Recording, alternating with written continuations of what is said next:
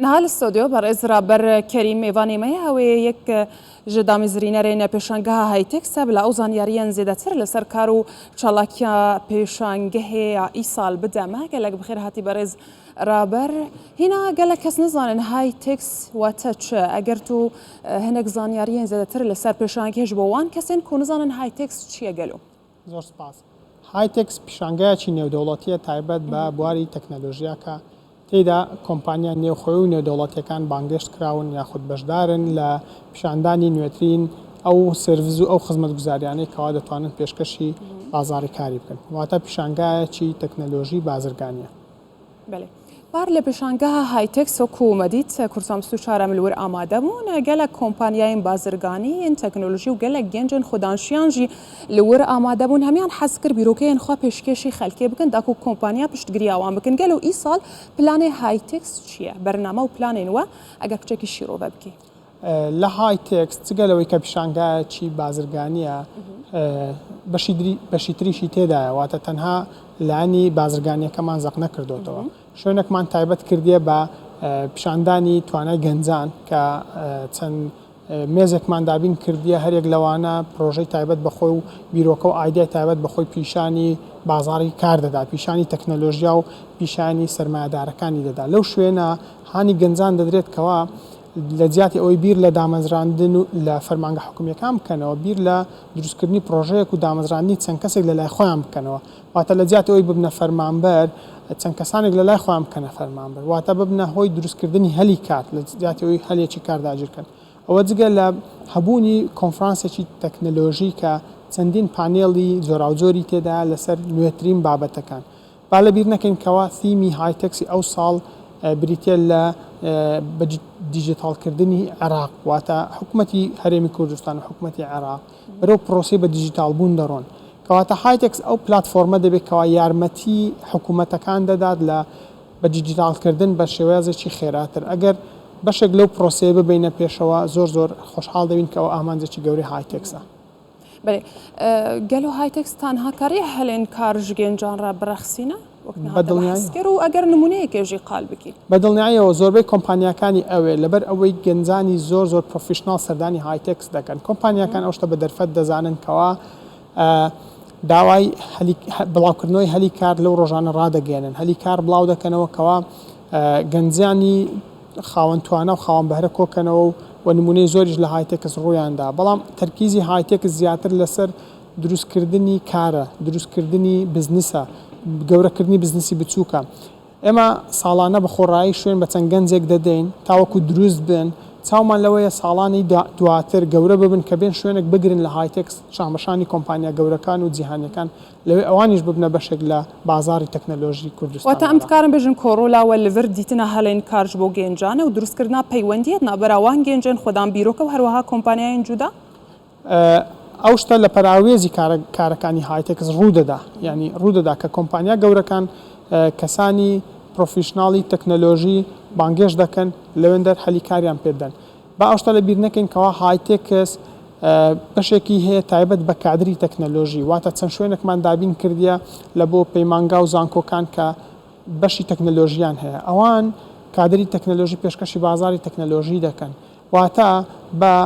قوتابی خوێندکارەکان پیشان دەدەین ئەگەر تواناتان باش بوو دەتوانن بێن لەو کۆمپانیانە هەلی کار وەربگرن و بە زانکۆکانیش دەڵێن کەەوە ئەو کۆمپانیانی لە بازار هەن پێویستیان بە چ جۆرە کادرێک هەیە واتە منهەج و بابەتەکانیان وا بگونجێنن لەگەڵ خواستی بازار بگونجێنەوە کە ئەو بۆ شاتیە دروست بێکەوە زانکۆکان لە شوێنێک بابەت باسکەن و بازارش لە شوێنێکی تر باشەش بلی کە ئون هەلێن کارژ گەنجان ڕەدرەخسینە ڕۆلاوەل ڤر چیش بۆی ڕاکێشانە کۆمپانیایان مەزنین تەکنۆلۆژی داکو ئۆفیسن خۆیان سەرەکی لە هەولێرێ بکەن نەکو بچن بەغدای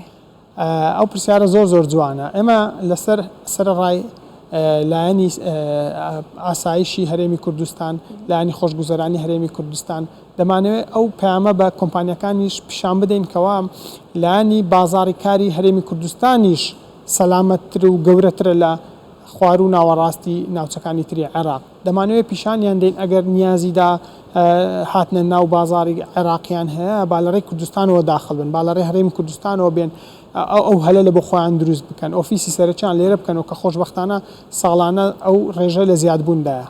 باشە ئەو کۆمپانیایان بیانی کۆ ئەگەر هەیە لە هایتێکسا ئیسال بەشدار بن لە هەولێرێکینە چنە ئەگەر ناوێوان بێژی کۆمپانیا جیهانیەکانی هەمانە لە 29 وڵاتی جودا نوێنەرایەتیان هەیە لە هایتێکس. کۆمپانیای گەورەمان هەیە لە سین کە گەورەترین یەک لە گەورەترین کۆمپانیاکانە کۆمپانیای هەواویە، کۆمپانیای مۆبایلمان هەیە، کۆمپانیای ناوماڵمان هەیە، کۆمپانیای سۆفتوێریمان هەیە، کۆمپانیای چارەسەری تەکنەلۆژیمان هەیە، هەموو ئەو وڵاتیانی دەوروبەر لە تورکیا، لە ئیران، لە ئیمارات، کۆمپانیای ئەمریکیمان هەیە، هەموو لەوێ دێدا بەشدارن یاخود نوێنەرەکانیان بەشدارن لە ئوردن هەروەها نوێنەراتی کۆمپانیای گەورە و زەبەلاح و دەبنە هۆکاری ڕاکێشانی سەرمایەکی زۆر لە بۆ کوردستان. دەمانەوێت ئەوە لە خەڵک بگەێنین ئەوانشی کە نیازی وەبەرهێنانیان هەیە بابێن لە تەکنەلۆژیا وەبەرهێنان بکەن بە دیتنی ئەو کۆمپانیا گەورانە بە دروستکردنی بازارێکی گەورەی تەکنەلۆژی زۆر بۆە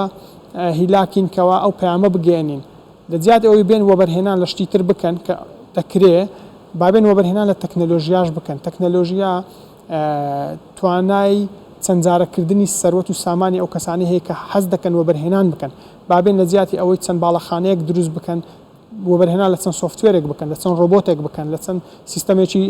پاراستن و ئەمن بکەن کە ئەوە ئەکیدم بە دڵنیاییەوە لە چەند ساڵی داهاتوو بەرهەمەکەی چەند قات دەبێ و ئەوانیش لە ڕێی بازرگانیەوە قازانج دەکەن. هەموو ئەو پەیامانەمان لە هایتێکس کۆ کردوێتەوە بەجددی ئیشی لەسەر دەکەن بگەێنین. بار چەندین پانێلێنی گرنگ هاتن لە دارخستن هەروەها سەرۆکی حکوومەتی هەرێما کوردستانی مەسرور بارزانیشی سەرداناوە لە پێشانگە هەیە کرد گەلەوە پانێلێن ئیسال فۆکسێ لەسەر چ دەخە بتایبەتی و ئەگەر ئەم بێژن گەلەوە چ پشتگریش حکوومەتی دیتیە هەیەنها ئەو پەیامانەمان بە حکوومەت گەیاند حکوومەت داوای ئەوەی لێ کردین کە زۆر قسە دەکرێ کاتی ئەوەی شتێکیان پێ نیشان دەین هەموو ئامادە باشێکی خۆیان نیشاندا ئەگەر بێت و ئێمە ئەو قسانە کە دەیکەین بە کردار پیشانیان دەین بە کردار لە پشتگیری گەنجام بکەین بە کردار کۆمپانیای گەورە بینینە بازاری کوردستان بە کردار سەردانی کاری بە کواڵیتی کۆ بکەینەوە بە کردار ویستی تەکنەلۆژیا پیشان بدەین ئەگەر ئەوانە بکەین بەڵێنی هەموو پاڵپشتی پشتگیریان پێدان کە لە ئێستاش زۆر لە هاوکاریکردن لە ئێمە هیچ درێخیان نەکردیە. پانێڵەکانی ئەو ساڵ زیاتر تەرکیزی لەسەر دیجیتالکردنە واتە چۆن بتوانین حکوومەتێکی دیجیتالیمان هەبێ ئیدارەیەکی دیجیتالیمان هەبێت چۆن بتوانین دراوێکی دیجیتالی سەرمایە دیجیتالی سیستەمی دارایی و بانکی دیجیتالیمان هەبێت کە هەموو ئەوانە ڕێگە خۆشکەرن لە بۆ هەرداهێنانێکی تەکنەلۆژی ڕێگە خۆشکەرن لە بۆ ئەوەی ئەمە سبەی حکوومەتێکی پێپەرلێس و حکوومەتێکی تاو دیجیتالیمان هەبێت. زۆر باشە بە تەمامی هایتێکس کەنگی بڕێبێدەچە دەمژمێر چەندە و لە کوێدەش بۆ خەڵک بزانن. هایتێکس لە 27 هەتاوەکو سی ئەو مانگە بەڕێوە دەچێت کە کەمتر لە هەفتەیەکی مایە لە کاتژمێردەی بەیانی جگە لە ڕۆژی یەکەم لە کاتژمێردەی بەیانی تاوەکو هەفتی ئێوارە کراوەیە هەر کەسێک دەتوانێت بێت بەشداریکردن بە خۆڕایە بەڵام ڕۆژی یەکەم تەنها بۆ ئەو کەسانەیەکەوە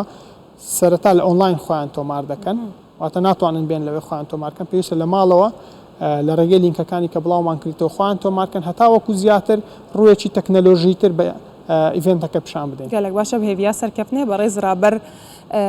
کەریم یەکژ ئەم بێژن دامەزرینێرێن هایتێکس و میێوانێمە بوو گەلێک سپاس شوی تەبلیبووناتە بەڕێزم.